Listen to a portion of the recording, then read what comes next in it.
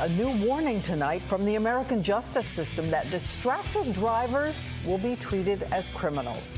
A landmark verdict in Massachusetts today convicted a driver of vehicular homicide, and his crime was blamed on texting while driving. Welcome to the only show that was created to help keep you alive behind the wheel. I'm your host, Howard Drescher. This is DistractedDriversBusted.com, the podcast. I created a reality TV show that puts perpetrator and victim together for a better understanding and a time for healing and hopefully forgiveness. That is not always a guaranteed. Again, welcome. You can always follow us here on DistractedDriversBusted.com. At DistractedDriversBusted.com is our Facebook. And of course on Twitter, it's Distracteddb TV.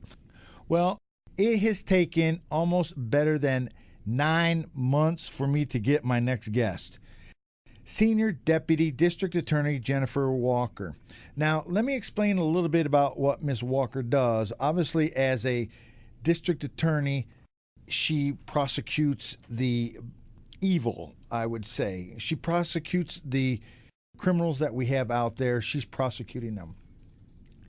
And this story has crossed my path, and I have talked about it, but it took 9 months for me to get Ms. Walker on the air, and I am so excited to have her, and we're going to bring her up in a second. But how many people remember the story that she prosecuted as she prosecuted Joreen Nichols of San Diego for killing Dana Maurer, a 23-year-old driver, for driving down the 405 freeway. When the 405 freeway was stopped, she slammed in the back of her car, killing Miss Maurer. And she was traveling over 80 miles an hour plus and slammed into the back of that. We're going to try to find out some more information. Miss Walker, welcome to the show. Thank you. Miss Walker, how did you get this case? I was transferred into the homicide unit, and the case had already been filed by one of my colleagues who reviewed the police reports and the facts and determined what charges to bring forward. And so I took over the case and actually did 2 trials on it. So if you ended up doing 2 trials, was there was a mistrial or something did not go right in the first trial? Is that correct? The outcome of the first trial was a hung jury. It was 11-1. We had one juror who was questioning some of the testimony, and based on information from other jurors, he was actually conducting his own calculations and doing somewhat of an investigation back in the jury room. But we did not know about that at the time. But anyways, they weren't able to come to a conclusion, a unanimous decision, so we had to retry the case. So in the second trial, did you use the same evidence that you had in the first trial, or were you able to obtain more? Well, in the first trial, we only had that there was phone use. The phone records that we had and understood them to be was that the phone was in use, so we had that and speed and inattention.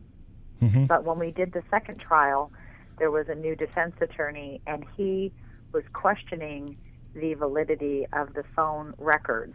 And so I had to bring in an expert from the phone company to go over the records, and he pointed out that not only was there phone use, but there were text messages going on. So there was some different information for the second trial.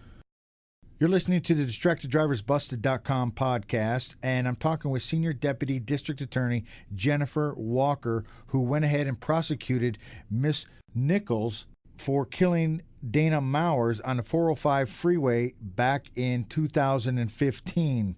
So as a prosecutor, how hard was this trial for you? I'm sure it took some kind of emotional drain upon you.